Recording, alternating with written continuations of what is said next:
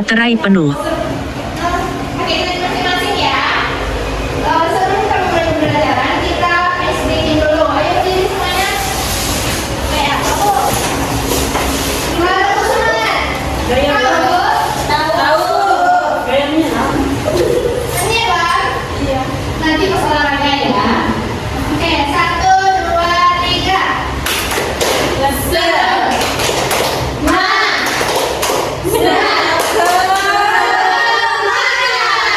Kita tepuk ya. 1, 2, 3. Kasih W, kasih O, kasih W. Wow, keren. Wow, keren. Oke, silakan duduk. Wow.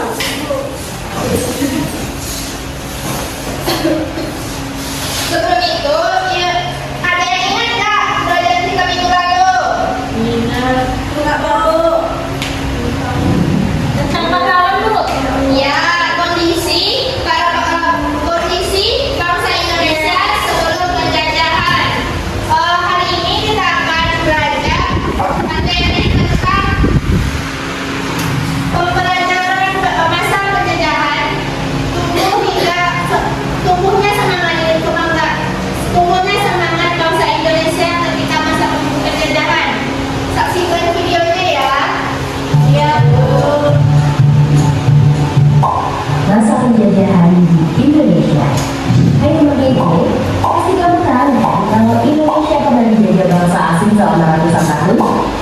Ada apa sih yang istimewa di Indonesia sehingga bangsa barat berbondong-bondong datang menguasai Indonesia?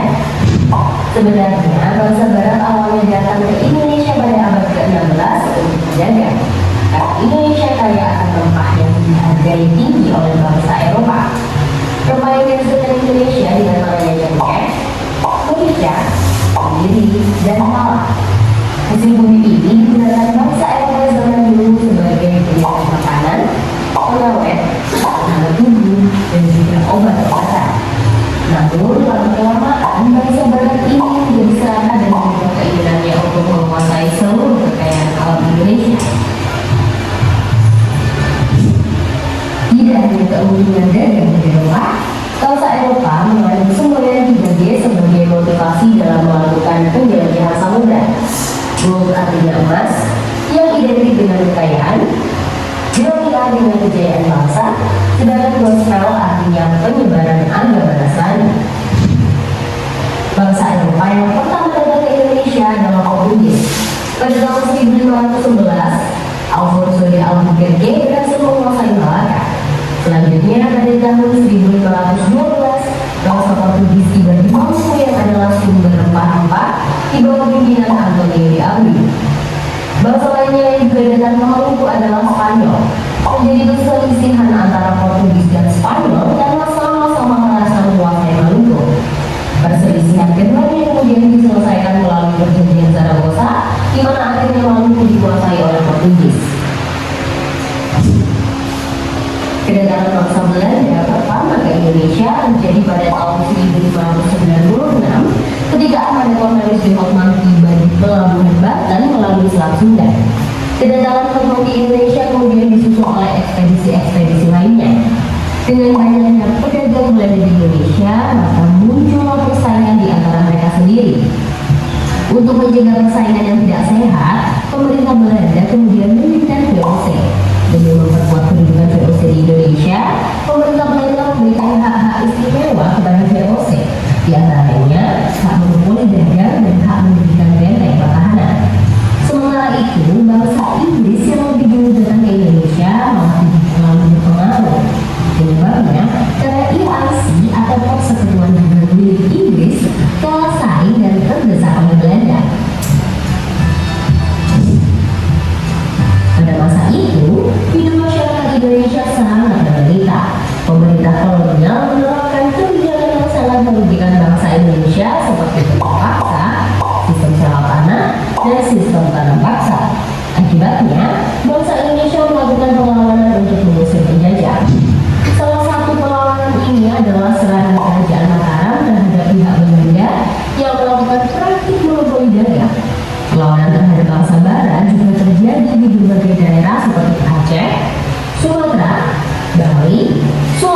Sulawesi, dan Maluku.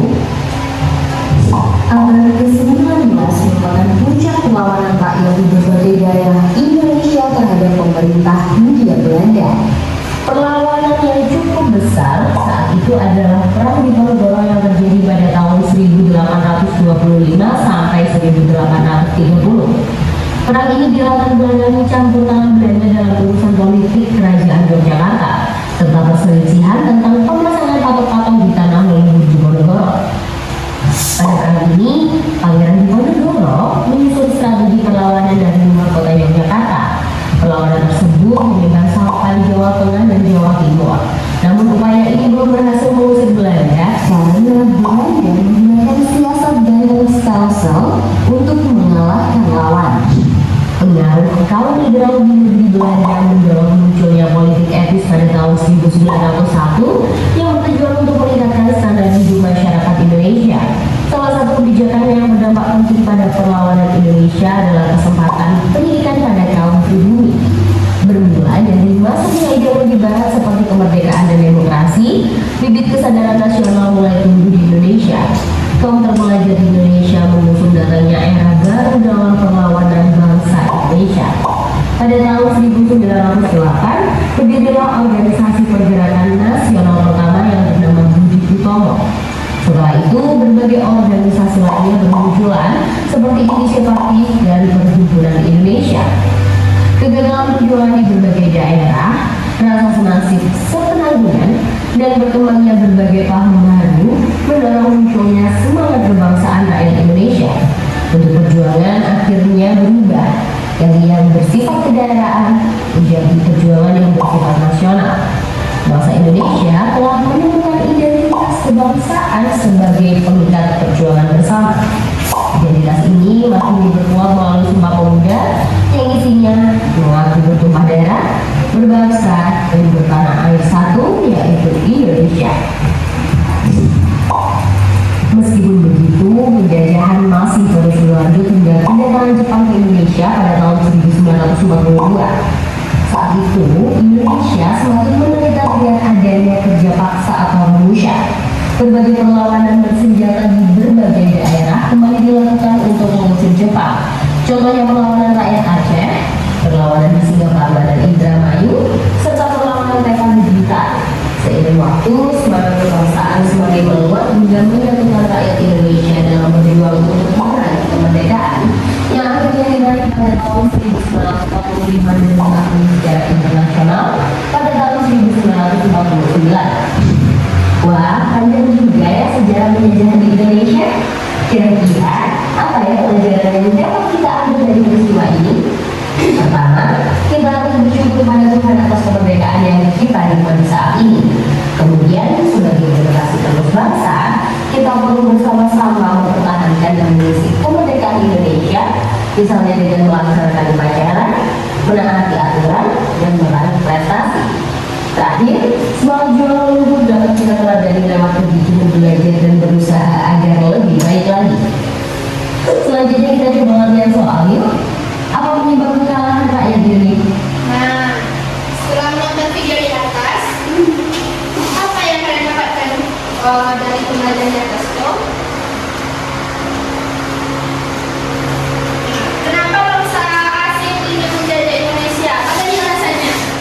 Indonesia kaya dan harapan. Terus apa lagi?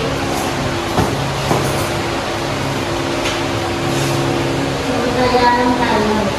Ya. Dan juga keinginan untuk menguasai jalur perdagangan. Bangsa Eropa ingin memonopoli perdagangan rempah-rempah di kawasan Asia Tenggara, khususnya Indonesia. Motivasi mereka menjajah Indonesia yaitu gold, glory, dan gospel.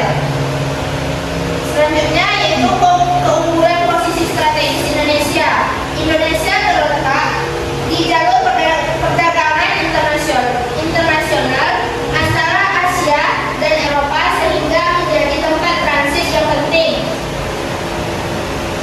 Ada yang tahu nggak bagaimana sambutan rakyat Indonesia ketika penjajahan datang? Ada yang tahu? Ya, sambutan awalnya yaitu sangat baik. Awalnya rakyat Indonesia menyambut bangsa asing karena mereka dianggap sebagai mitra perdagangan yang membawa barang-barang baru dan memperluas jaringan perdagangan.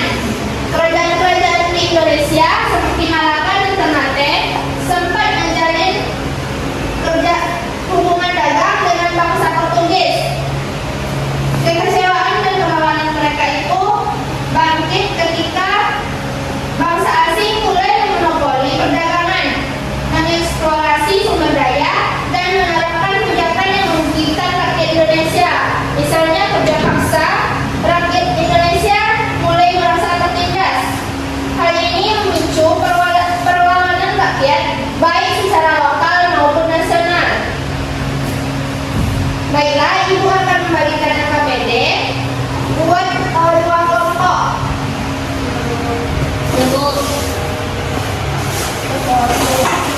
Ada yang 4, ada yang 5.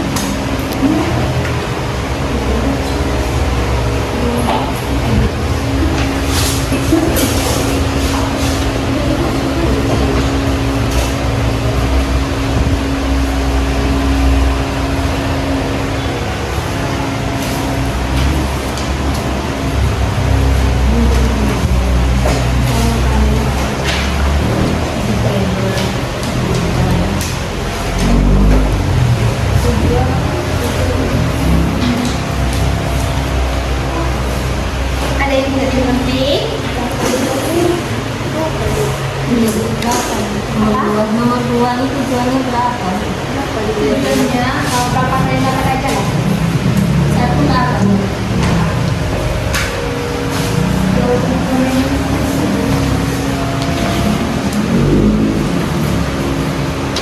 Ini ada yang tidak dimengerti? Ini belum.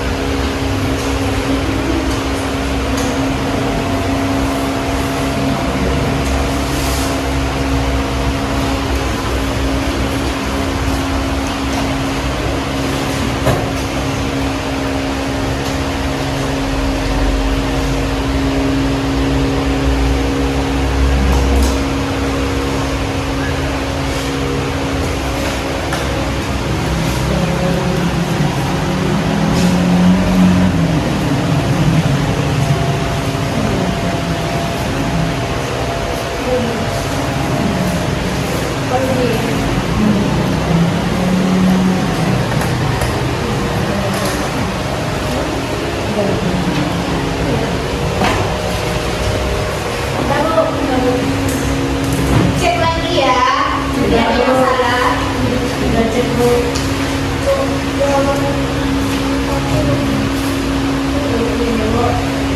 Apa? Betul Bu. Iya. Lanjutkan lagi ya, 4.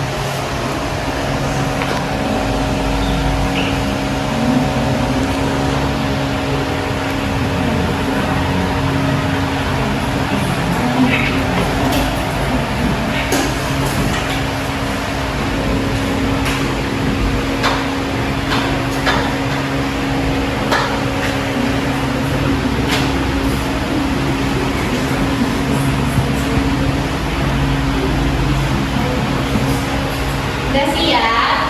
Udah, Bu. Kelompok 1 udah siap? Udah, Bu. Udah, Bu. Udah, Bu.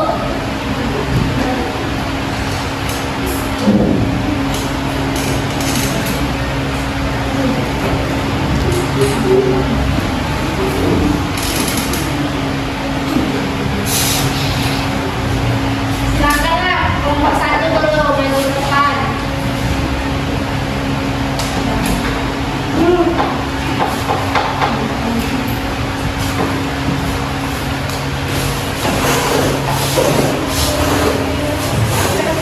Iya.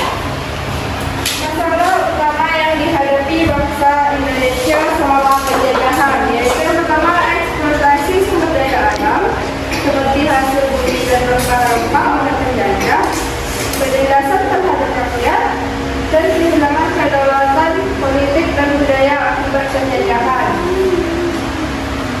Tujuan bangsa Indonesia melakukan perlawanan terhadap penjajah untuk mengembalikan kedaulatan bangsa dan kemerdekaan, untuk mengakhiri penindasan dan ketidakadilan yang dilakukan oleh penjajah. 3 strategi yang digunakan oleh bangsa Indonesia dalam melawan penjajah: perlawanan fisik melalui perang, perjuangan melalui organisasi modern, dan diplomasi untuk mendapatkan dukungan internasional seperti dilakukan pada era proklamasi. Apa saja nilai perjuangan yang bisa dipelajari dari perlawanan bangsa Indonesia, yaitu semangat persatuan dan kesatuannya, pantang menyerah dalam menghadapi kesulitan, dan cinta tanah air. Bagaimana cara menerapkan nilai dari perjuangan tersebut dalam kehidupan sehari-hari dengan membantu teman atau orang lain tanpa pamrih, belajar dengan tekun sebagai bentuk penghargaan terhadap perjuangan para pahlawan, dan menjaga persatuan dengan teman tanpa memandang suku dan agama. Bagus.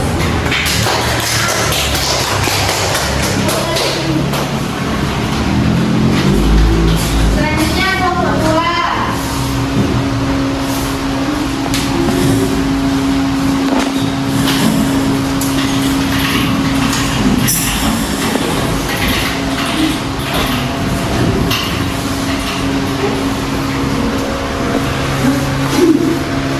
Yang pertama, apa masalah utama yang dihadapi bangsa Indonesia selama masa penjajahan? Jawabannya, eksploitasi sumber daya alam seperti hasil bumi yang rempah-rempah oleh penjajah. Soal yang kedua, apa tujuan rakyat Indonesia melakukan perlawanan terhadap penjajah? Jawabannya, untuk mengembalikan kedaulatan bangsa dan kemerdekaan, untuk mengakhiri penindasan dan ketidakadilan yang dilakukan oleh penjajah, untuk mempertahankan nilai-nilai budaya dan identitas bangsa.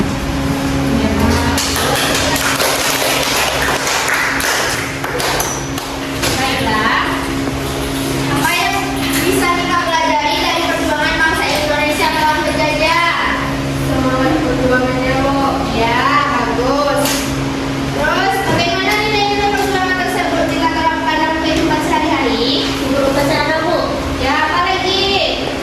belajar ya seperti para guru. Ya, Ya, betul. Menghormati